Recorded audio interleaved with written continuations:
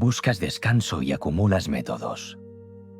Pruebas rutinas, cambias horarios, lees páginas subrayadas, guardas vídeos, tomas notas, organizas mejor tu semana, compras una libreta nueva, prometes acostarte antes, prometes responder con calma, prometes no reaccionar como la última vez. Y aún así, cuando llega el momento real, ese momento pequeño y corriente en el que tienes que entrar en una sala, mirar a alguien a la cara, sostener una conversación incómoda o pedir algo importante, vuelves a sentir lo mismo, una presión muda en el pecho, una vigilancia constante sobre ti mismo, una necesidad de acertar que te vuelve menos natural.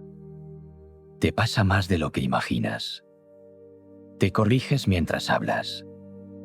Mides tu tono. Calculas si has sonado débil, si has parecido torpe, si has dicho demasiado, si te has quedado corto. Sales de una reunión y la repites mentalmente en el coche, en el ascensor, en la ducha, ya de noche con la luz apagada. Revisas una frase, luego otra, luego el gesto de la otra persona, luego ese segundo en el que dudaste. Y lo más agotador no es solo la inseguridad. Es la sensación de que dependes demasiado de lo que ocurra en esos primeros instantes con los demás. Como si una mirada, una reacción o un silencio pudiera decidir tu lugar. Por eso tanta gente confunde confianza con impacto. Piensa que inspirar confianza consiste en causar una impresión impecable. Una postura exacta. Una sonrisa medida. Una frase convincente. Un truco rápido para caer bien. Pero la confianza profunda no nace de parecer perfecto. Nace de no estar dividido. Nace de que en ti no haya una pelea visible entre lo que intentas mostrar y lo que realmente sientes. Cuando tu mente está suplicando aprobación, tu cuerpo lo comunica aunque tus palabras suenen correctas. Cuando entras en un espacio queriendo controlar el juicio ajeno, tu presencia pierde peso. Se vuelve más ansiosa, más apresurada, más dependiente del resultado. La vida moderna empeora esto porque te acostumbra a actuar bajo observación. Pantallas, mensajes, reuniones, videollamadas, conversaciones breves, respuestas rápidas. Gente que decide en segundos si te escucha, si te toma en serio, si se abre o se cierra. Vives expuesto a un juicio constante, aunque muchas veces ese juicio exista más en tu cabeza que en la realidad. Y cuanto más intentas manejar cada impresión, menos estable te vuelves. Quieres gustar, convencer, tranquilizar, no incomodar, no fallar. Quieres salir bien en la foto mental de los demás. Ese esfuerzo te tensa. Y esa tensión se nota antes de que puedas ocultarla. Hay una forma más antigua y más sobria de mirar todo esto.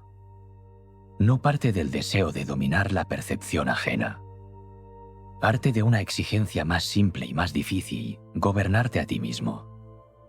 No para endurecerte ni para fingir indiferencia, sino para dejar de vivir secuestrado por reacciones automáticas. Esa mirada entiende algo decisivo, casi nunca pierdes fuerza por lo que ocurre fuera, sino por la cantidad de energía que gastas intentando manejar lo que nunca estuvo en tus manos. Y la confianza, cuando es real, se apoya en eso. No en el brillo. No en el truco. No en la actuación. En la estabilidad interior que otros perciben sin saber explicarla del todo. Algo que la neurociencia moderna confirma con datos es que el sistema nervioso detecta seguridad o tensión en una fracción de segundo. Antes de valorar tus argumentos, el otro ya ha registrado tu ritmo, tu prisa, tu quietud, tu mirada, la forma en que ocupas el silencio, la manera en que sostienes el cuerpo cuando no sabes qué hacer con las manos. Por eso hay personas que tranquilizan una habitación antes de hablar, y otras que la alteran aunque estén diciendo lo correcto. No porque unas tengan una técnica secreta y otras no. Porque unas llegan enteras y otras llegan fragmentadas. Aquí aparece el conflicto central de este vídeo.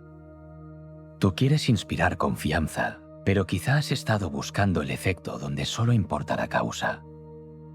Quieres resultados externos sin construir primero la base interna que los vuelve naturales. Quieres parecer seguro sin aprender a estar sereno. Quieres ser creíble sin revisar si tu vida diaria te ha acostumbrado a contradecirte, a acelerarte, a negociar contigo mismo cada vez que sientes presión. Y mientras eso siga así, cualquier recurso social será inestable. Funcionará a ratos, pero no sostendrá tu presencia cuando haya cansancio, rechazo, tensión o miedo. La última enseñanza que verás hoy es también la más exigente, porque ahí se revela si todo lo anterior era apariencia o disciplina real. Mientras el ambiente es amable, casi cualquiera parece centrado. La verdad aparece cuando hay presión, cuando alguien te desafía, cuando no te entienden, cuando algo no sale como esperabas y aún así necesitas mantener el pulso interior sin convertirte en alguien reactivo. Lo que te voy a mostrar hoy son 5 enseñanzas que puedes practicar desde hoy mismo y que durante siglos han transformado la mente humana desde dentro. Enseñanza 1. Presencia serena. La confianza ajena empieza en tu sistema nervioso. Antes de que te escuchen, ya te han sentido. La mayoría falla aquí porque intenta producir una impresión en lugar de habitarse a sí misma. Entra en una sala pensando demasiado. Ajusta el gesto antes de cruzar la puerta. Sonríe por obligación. Acelera la voz para llenar el silencio. Mira a todos sin ver a nadie. Mientras habla, se observa. Mientras escucha, se prepara. Mientras está con otros, en realidad está negociando consigo misma la posibilidad de no quedar mal. El problema visible es la torpeza, la rigidez o esa ansiedad leve que hace que todo parezca un poco forzado. La causa oculta es más profunda, has confundido presencia con rendimiento. Crees que estar bien delante de otros consiste en no cometer errores, en no incomodar, en no perder valor ante una mala reacción. Y desde ahí ya no estás disponible para el encuentro. Estás ocupado protegiéndote. El coste real de vivir así es enorme. Llegas cansado a conversaciones normales. Sientes desgaste después de reuniones sencillas. Te vuelves dependiente de señales externas para estabilizarte, una cara amable, un tono cálido, una respuesta rápida, una aprobación mínima. Si la recibes, aflojas. Si no la recibes, te encoges por dentro. Y poco a poco tu paz deja de ser tuya. Empieza a depender del gesto de alguien más. ¿Cuánta energía gastas en intentar gustar antes siquiera de haber hablado de verdad? ¿Cuántas veces has entrado en un lugar con más deseo de ser aceptado que de estar presente? Hay sufrimientos que se alargan solo porque te niegas a aceptar donde termina tu control. No puedes decidir lo que otro va a pensar de ti en ese primer instante. No puedes gobernar sus recuerdos, su cansancio, sus prejuicios, su prisa, su estado de ánimo. La dicotomía del control significa esto: distinguir con precisión entre lo que puedes dirigir y lo que solo puedes afrontar. Tu respiración sí. Tu ritmo sí. Tu forma de entrar sí. Tu atención sí. El veredicto ajeno, no, y cuando dejas de perseguir ese veredicto, ocurre algo extraño. Por fin dejas de traicionarte con pequeños gestos de sumisión invisible. Tu presencia se vuelve más simple, más limpia, más sólida. Inspirar confianza no consiste en ocupar mucho espacio. Consiste en no pedir permiso con todo el cuerpo. Consiste en no llegar fragmentado.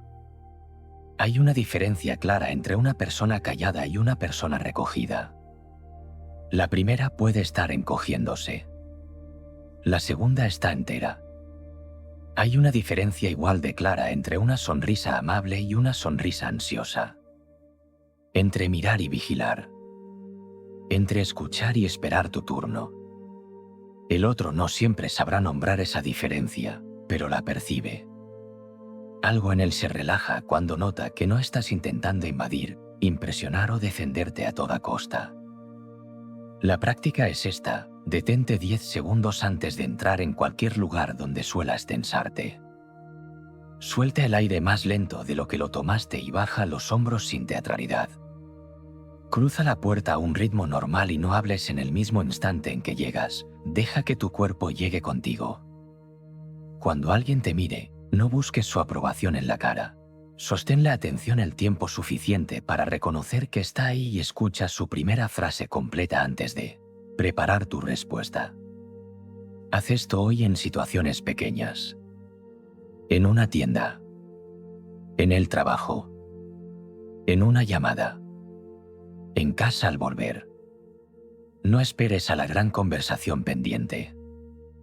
La serenidad no aparece de repente en el momento decisivo. Se entrena en escenas corrientes, cuando nadie aplaude nada y nadie nota tu esfuerzo. Ahí es donde tu presencia deja de ser un gesto aprendido y empieza a convertirse en una forma de estar. No es impresionar. Es no temblar por dentro mientras intentas parecer firme por fuera. Porque cuando dejas de entrar en los lugares como quien rinde examen, el otro ya no siente que tiene que defenderse de tu necesidad. Enseñanza 2. Coherencia entre cuerpo y palabra. La gente no siempre detecta tus ideas. Detecta tus fisuras. Sueles creer que inspiras confianza por lo que dices. Por tu argumento, por tu educación, por tu tono correcto. Pero muchas veces lo que el otro recibe no es el contenido de tus frases, sino la distancia entre tus frases y tu estado real. Dices que estás tranquilo y aprietas la mandíbula. Dices que no pasa nada y tu cuerpo ya está a la defensiva. Dices que puedes con ello y tu voz se acelera. Dices que estás de acuerdo cuando en realidad te estás tragando un límite. El problema visible parece pequeño, cierta incomodidad en el ambiente, una extraña falta de conexión, una conversación que no termina de asentarse. La causa oculta es más seria. Te has acostumbrado a separarte de ti mismo para sostener vínculos, evitar fricción o conservar una imagen aceptable. Y esa separación se acaba notando. La incoherencia cotidiana rara vez se vive como una gran mentira. Se vive como algo mucho más común y más peligroso, pequeños desajustes repetidos. Reír cuando no quieres reír. Decir sí demasiado rápido. Afirmar que entiendes algo que no has entendido. Presentarte como disponible cuando estás saturado. Prometer una calma que no tienes. Hablar desde un personaje funcional porque te da miedo mostrar un límite simple. El otro quizá no pueda señalar exactamente que falla, pero percibe una falta de asentamiento. Siente que algo no termina de encajar. Y cuando eso ocurre, la confianza no se rompe con ruido. Se desgasta en silencio. El precio de esa vida partida es doble. Por un lado, los demás te leen como alguien menos claro. Por otro, tú empiezas a perderte el respeto. Cada vez que tu boca corrige a tu cuerpo para evitar una incomodidad, te enseñas a ti mismo que tu verdad interna es negociable. Cada vez que te contradices para ser mejor recibido, debilitas una parte de tu presencia futura. Luego te preguntas por qué ciertas personas no terminan de tomarte en serio, por qué algunas conversaciones te dejan drenado, por qué te cuesta sentir autoridad tranquila. La respuesta no siempre está en la falta de habilidades. A menudo está en la cantidad de veces que te has obligado a sonar alineado sin estarlo. ¿Cuántas veces dices que todo está bien solo para no abrir una conversación honesta? ¿Cuántas veces intentas parecer claro mientras por dentro te estás corrigiendo en tiempo real? La mente se desgasta cuando intenta gobernar lo que nunca dependió de ella y, al mismo tiempo, ocultar lo que sí está viviendo. No necesitas contarlo todo ni convertir cada emoción en discurso. Pero sí necesitas dejar de vivir en contradicción constante. La integridad no es dureza. Es economía de fuerza. Cuando lo que piensas, lo que sientes y lo que expresas dejan de estar siempre tirando en direcciones distintas, aparece una sensación nueva, ya no necesitas vigilar cada gesto. Ya no tienes que recordar quién estabas intentando parecer. tu energía deja de irse en sostener una versión artificial de ti. Y esa economía interior se percibe como fiabilidad. Algo que la neurociencia moderna confirma con datos es que el cuerpo se adelanta muchas veces a la explicación consciente. El otro puede no saber por qué duda, pero registra tensión, contradicción o sobreactuación antes de ponerle nombre. Por eso la coherencia no es un detalle estético. Es un lenguaje silencioso. No exige perfección. Exige limpieza. Si estás nervioso, no finjas una calma de anuncio. Respira y habla más despacio. Si no quieres aceptar algo, no lo disfraces de disponibilidad. Formula un límite sobrio. Si necesitas pensar, no improvises seguridad. Haz una pausa. La gente suele confiar más en una verdad sencilla que en una fluidez vacía. La práctica es esta: acorta una frase cada vez que notes que te estás justificando de más. Di menos, pero que lo que digas pueda sostenerse en tu cuerpo. Cuando necesites marcar un límite, no sonrías para amortiguarlo, exprésalo con educación y quietud. Al terminar el día, revisa una sola conversación y pregúntate dónde dijiste algo que tu cuerpo no acompañaba.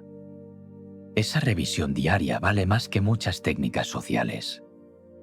Porque no estás entrenando una actuación mejor. Estás cerrando la grieta entre tu interior y tu conducta. Y esa grieta, cuando se estrecha, cambia tu manera de caminar, de escuchar, de responder y hasta de callar. Ya no transmites confianza por insistencia. La transmites por consistencia. No es dureza. Es alineación. Porque cuando tu palabra deja de ir por un lado y tu cuerpo por otro, el otro ya no tiene que adivinar con quién está hablando. Enseñanza 3. Observación sin juicio precipitado. Ver no es lo mismo que interpretar. Y casi nunca sufres por lo que ves primero, sino por lo que añades demasiado rápido. Aquí mucha gente se pierde sin darse cuenta. Confunde sensibilidad con lucidez. Cree que por notar un gesto ya entiende a la persona. Ve una cara tensa y concluye rechazo. Escucha un tono seco y concluye desprecio. Percibe distancia y concluye frialdad, mala intención, desinterés o amenaza.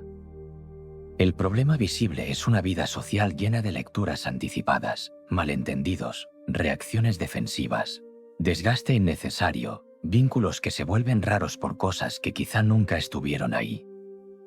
La causa oculta es más íntima. Tu mente quiere cerrar pronto lo incierto porque la incertidumbre le incomoda. Prefiere una explicación rápida, aunque sea pobre, antes que permanecer unos segundos más dentro de lo ambiguo. Y el coste real de eso es enorme. Ya no respondes a los hechos. Respondes a versiones mentales que has fabricado en segundos. Te tensas por gestos incompletos. Te ofendes antes de tiempo. Tomas distancia por miedo a algo que todavía no ha ocurrido. Y luego llamas intuición a lo que muchas veces solo era prisa emocional. ¿Cuántas veces has reaccionado a una cara, a un silencio o a un mensaje corto como si contuvieran una sentencia sobre ti? ¿Cuánta paz has perdido por interpretar demasiado pronto lo que aún no estaba claro? La mente se vuelve injusta cuando transforma una impresión en una verdad. Hay impresiones inevitables. El cuerpo nota tensión, registra cambios, detecta incongruencias. Eso ocurre. El problema empieza cuando conviertes ese primer impacto en juicio firme. No necesitas negar lo que percibes. Necesitas aprender a no arrodillarte ante ello. Hay personas que viven gobernadas por cada pequeña señal del entorno. Si alguien tarda en responder, se alteran. Si alguien cambia el tono, se inquietan. Si perciben una mínima distancia, empiezan a corregirse, a imaginar, a prepararse para un daño posible. Así la vida se convierte en una vigilancia agotadora. Ya no hay relación real con el otro. Solo un diálogo incesante con tus interpretaciones. Observar bien exige más fortaleza que reaccionar rápido. Reaccionar rápido es fácil. Basta con obedecer el impulso. Observar bien implica tolerar durante unos instantes no saber del todo qué significa lo que tienes delante. Implica dejar espacio entre el hecho y el relato que tu mente quiere imponerle. Implica reconocer que el otro puede estar cansado, preocupado, distraído, herido o simplemente ausente sin que todo gire alrededor de ti. Esa pausa te devuelve dignidad.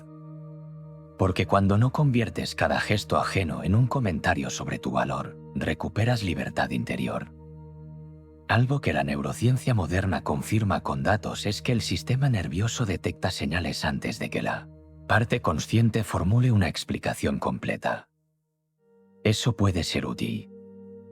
Te ayuda a notar tensión, incoherencia, seguridad o incomodidad. Pero notar no basta. La madurez interior aparece cuando distingues entre registrar algo y decidir qué significa.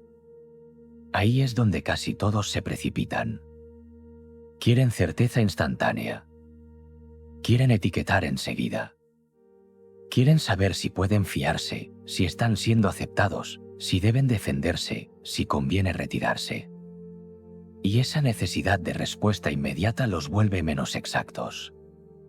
La serenidad, en cambio, permite una observación más limpia. No para juzgar mejor a los demás, sino para no esclavizarte a tus primeras conclusiones. La práctica es esta: cuando notes un gesto, un tono o un silencio que te active, nómbralo de forma simple y desnuda, sin interpretación. Di para ti: hay tensión, hay distancia, hay prisa, hay silencio. No añadas todavía por qué. Espera unos segundos más antes de responder y formula una pregunta breve si la situación lo permite. Al final del día, revisa una escena en la que interpretaste demasiado rápido y separa por escrito qué ocurrió de verdad y qué historia añadiste tú. Haz esto con disciplina. No para volverte ingenuo, sino para volverte más preciso. La observación serena no te vuelve ciego. Te vuelve más limpio por dentro. Y eso también inspira confianza. Porque el otro percibe cuando está delante de alguien que no salta a condenar, no se hiere por reflejo y no necesita convertir cada matiz en una amenaza personal. No es sospechar mejor. Es mirar sin contaminarlo todo con tu miedo. Porque cuando dejas de obedecer a cada interpretación inmediata, aparece algo raro y valioso. Por fin empiezas a ver a las personas como son, y no solo como tus heridas te empujan a leerlas. Enseñanza 4. Empatía con autocontrol. Entender al otro no exige hundirte con él. Puedes acompañar sin desordenarte. Aquí mucha gente confunde cercanía con absorción. Cree que para conectar de verdad tiene que sentirlo todo con la misma intensidad que la otra persona. Si el otro llega alterado, tú te alteras. Si el otro está triste, tú te apagas. Si el otro habla con dureza, tú entras en tensión aunque no lo digas. El problema visible parece incluso noble: sensibilidad, disponibilidad, deseo de estar para los demás. Pero la causa oculta suele ser menos limpia. A veces no soportas que el otro esté mal y quieres resolverlo deprisa para no sentir tu propia incomodidad. A veces temes decepcionar si no te muestras completamente aceptado. A veces crees que cuidar consiste en cargar con el estado ajeno. Y el coste real es claro: terminas agotado, reaccionas peor, dices cosas que no ayudan y conviertes conversaciones delicadas en escenas todavía más confusas. ¿Cuántas veces has querido ayudar y solo has añadido más ruido? ¿Cuántas veces has salido de una conversación ajena sintiendo que te has quedado sin fuerza, como si hubieras prestado una parte de tu equilibrio y no te la hubieran devuelto? La falta de autocontrol dentro de la empatía produce dos errores opuestos. Uno es invadir. Interrumpes, corriges, aconsejas demasiado pronto. Llenas el espacio con tus palabras porque no toleras el dolor del otro en silencio. El otro error es disolverte. Dejas que su emoción marque el ritmo entero del encuentro. Renuncias a tu claridad y terminas diciendo sí a lo que no puedes sostener, prometiendo presencia donde en realidad solo hay culpa o miedo. En ambos casos la ayuda pierde calidad. Porque acompañar no es pegarte al estado emocional del otro como una sombra. Es ofrecer una presencia que no huye, pero tampoco se descompone. Hay una madurez interior que empieza cuando comprendes que la emoción del otro no te obliga a perder tu eje. Puedes reconocer su dolor sin hacerlo tuyo. Puedes escuchar una angustia intensa sin hablar desde el pánico. Puedes mirar a alguien alterado sin permitir que su desorden dicte inmediatamente tu tono, tu respiración y tus palabras. Eso no es frialdad. Es respeto. La emoción desbordada rara vez necesita otra emoción desbordada enfrente. Necesita un lugar más estable donde poder caer sin que todo se rompa. La gente llama apoyo a muchas cosas, pero una de las formas más hondas de apoyo es esta: que alguien conserve claridad cuando tú no puedes. Algo que la neurociencia moderna confirma con datos es que los seres humanos nos regulamos también a través de otros. Tu tono, tu velocidad, tu quietud, tu forma de escuchar, todo eso influye en el sistema nervioso de quien tienes delante. Por eso la calma no solo te sirve a ti, también puede volverse una referencia para el otro. Cuando no compites con su emoción, cuando no la niegas y tampoco la amplificas, aparece una sensación extraña de seguridad. El otro percibe que no necesita defenderse de tu juicio ni sostenerte a ti además de sostenerse a sí mismo. Pero para eso necesitas renunciar a una tentación muy común, la de convertirte en el centro mientras aparentas ayudar. Ocurre cuando escuchas solo para responder, cuando buscas la frase exacta que te haga parecer útil, cuando dramatizas el problema ajeno, cuando haces preguntas no para comprender, sino para confirmar tu lectura. Entonces ya no estás acompañando. Estás ocupando el espacio. La empatía verdadera es más sobria. Observa, recibe, da lugar. Y desde esa atención limpia decide qué conviene hacer, si conviene hacer algo. La práctica es esta: cuando alguien llegue alterado, baja un poco tu velocidad antes de responder y deja que termine su frase completa. No arregles nada en el primer minuto. Si quieres comprender, formula una sola pregunta que abra espacio en lugar de cerrarlo. Y mientras escuchas, revisa tu cuerpo, afloja la mandíbula, suelta el abdomen, apoya bien los pies. No para parecer tranquilo, sino para no convertirte tú también en un nudo. Haz esto también en casa, donde más fácil es perder la medida. ¿Con quién convives? ¿Con quién te conoce demasiado? ¿Con quién aprietas sin querer tus zonas sensibles? Ahí se ve si tu empatía depende del buen ambiente o si de verdad has aprendido a sostener cercanía sin perder dirección interior. Porque escuchar bien no es solo una habilidad social. Es una forma de disciplina. Y pocas cosas inspiran más confianza que sentir que alguien puede estar contigo en un momento difícil sin minimizarte, sin absorberte y sin desordenarse. No es endurecerte. Es no desaparecer dentro de la emoción ajena. Porque cuando mantienes tu eje sin cerrar el corazón, el otro deja de sentirse solo y tú dejas de salir roto de cada intento de ayudar. Enseñanza 5. Calma bajo presión. Aquí se decide casi todo. No cuando todo va bien. Cuando algo se tuerce. Mientras el ambiente es amable, mientras te entienden, mientras la conversación fluye y nadie te exige demasiado, es relativamente fácil parecer centrado. Sonreír, escuchar, responder con cierta compostura, sostener una imagen razonable. Pero la verdad de tu carácter no aparece ahí. Aparece cuando notas que algo te amenaza por dentro. Una crítica injusta. Un silencio incómodo. Una respuesta cortante. Una demora que no esperabas. Un gesto de desinterés en mitad de una frase importante. Una contradicción en público. Un mensaje que llega tarde y te desordena el día. Ahí, en esos momentos pequeños que alteran el cuerpo antes que las ideas, se ve si tu serenidad era real o solo dependía de que el entorno colaborara contigo. La mayoría falla aquí porque interpreta la presión como una autorización para perderse. Cree que el cansancio justifica hablar peor. Cree que la herida legitima cualquier reacción. Cree que si algo duele lo suficiente, entonces responder desde el impulso ya no cuenta como renuncia interior. El problema visible es conocido, elevas el tono, te cierras, te apresuras, te justificas de más, te pones irónico, cortas al otro, tomas una decisión con el cuerpo ya alterado, envías un mensaje que no necesitaba salir hoy, respondes con dureza y luego pasas horas intentando reparar el efecto. La causa oculta es más exigente de mirar, no has aceptado que la presión revela hábitos previos. No te convierte en alguien distinto. Saca a la superficie lo que practicaste a diario cuando nadie te apretaba. Y el coste real es profundo. No solo dañas una conversación o un vínculo, también deterioras la confianza que podrías tener en ti mismo.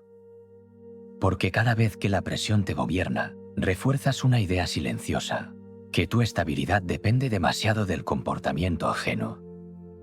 ¿Cuántas veces has dicho que no eras tú, que estabas cansado, superado, alterado?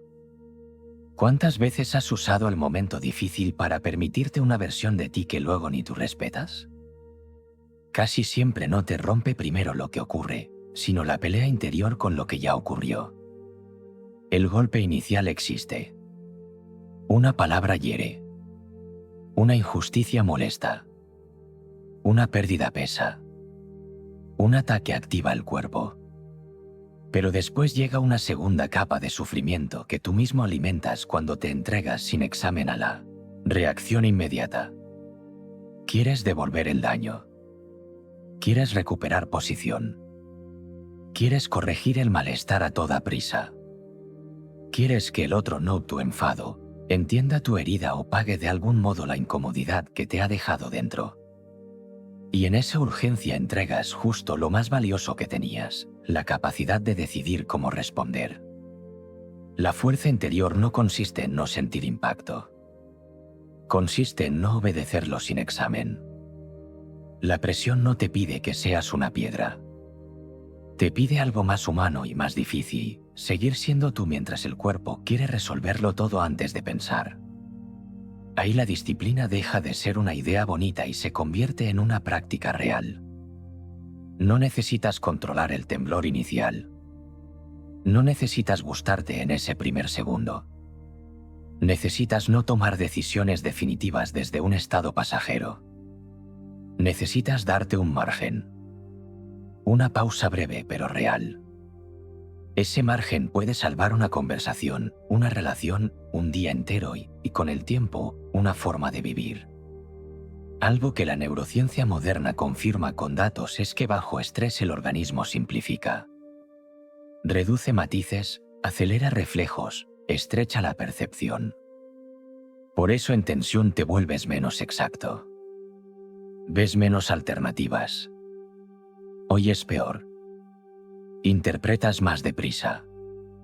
Te defiendes antes de comprender. Saber eso no te excusa. Te responsabiliza más.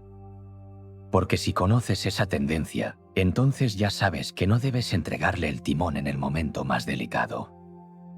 La práctica es esta: cuando notes el primer impacto físico de la presión, no actúes en el primer impulso. Endereza el cuerpo. Suelta el aire lento y retrasa unos segundos cualquier respuesta que pueda empeorar la situación.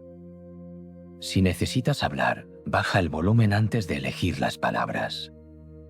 Si no es urgente, pospone el mensaje, la decisión o la discusión hasta que tu cuerpo no siga pidiendo descarga. Y al final del día, revisa una sola escena tensa y pregúntate esto: ¿qué ocurrió? ¿Qué sentí? ¿Qué hice? ¿Qué habría sido más limpio? Hazlo incluso cuando te parezca pequeño. Sobre todo ahí. Porque la calma bajo presión no se construye en grandes discursos sobre la virtud. Se construye en una cocina cuando estás cansado, en el coche cuando alguien te cierra el paso, en un pasillo de trabajo cuando te contradicen, frente a una pantalla cuando lees algo que no querías leer, en el minuto exacto en que tu cuerpo te empuja a ser menos dueño de ti. Si sostienes esos minutos de otra manera, cambias algo más que tu imagen. Cambias la relación que tienes con tu propia mente. No es aguantar por orgullo. Es no regalar tu gobierno interior al instante más torpe de tu día. Porque cuando la presión deja de decidir por ti, la confianza ya no depende de parecer fuerte. Empieza a apoyarse en algo más raro y más sólido. Sabes que, incluso en tensión, no te abandonas. Enseñanza 1. Presencia serena. Tu confianza empieza en la forma en que entras, respiras y ocupas el momento sin mendigar aprobación. Enseñanza 2. Coherencia entre cuerpo y palabra. Lo que sostienes por dentro debe parecerse a lo que expresas, o tu presencia se divide. Enseñanza 3. Observación sin juicio precipitado. Ver una señal no te autoriza a inventar una verdad completa sobre el otro. Enseñanza 4. Empatía con autocontrol. Puedes comprender el dolor ajeno sin convertirte en rehén de su emoción. Enseñanza 5. Calma bajo presión. Tu carácter se revela cuando el entorno deja de ser cómodo y aún así no entregas tu dirección interior. Sostener esta práctica en medio del cansancio, de la pérdida, del conflicto o de la responsabilidad diaria no tiene nada de vistoso. A veces se parece a algo tan simple como cerrar la puerta de casa y no descargar en quien tienes cerca lo que has acumulado fuera. A veces se parece a no responder todavía. A veces se parece a reconocer que hoy has fallado en una conversación y aún así sentarte por la noche a revisarla, con honestidad, sin excusas y sin desprecio. Esa revisión silenciosa, cuando nadie te ve, sigue siendo una de las pocas formas de libertad interior que nadie puede ejercer por ti. Porque el mundo puede apretarte, distraerte, cansarte, provocarte o confundirte. Pero todavía queda un lugar donde decides si vas a vivir desde el impulso o desde el examen. Y esa decisión repetida, modesta, diaria, acaba modelando tu presencia más que cualquier técnica visible. Tú también puedes elegir eso hoy. No mañana. No cuando las circunstancias sean perfectas. Ahora, exactamente como eres y dónde estás. Si una sola idea resonó en ti, comparte este vídeo con alguien a quien también pueda servirle.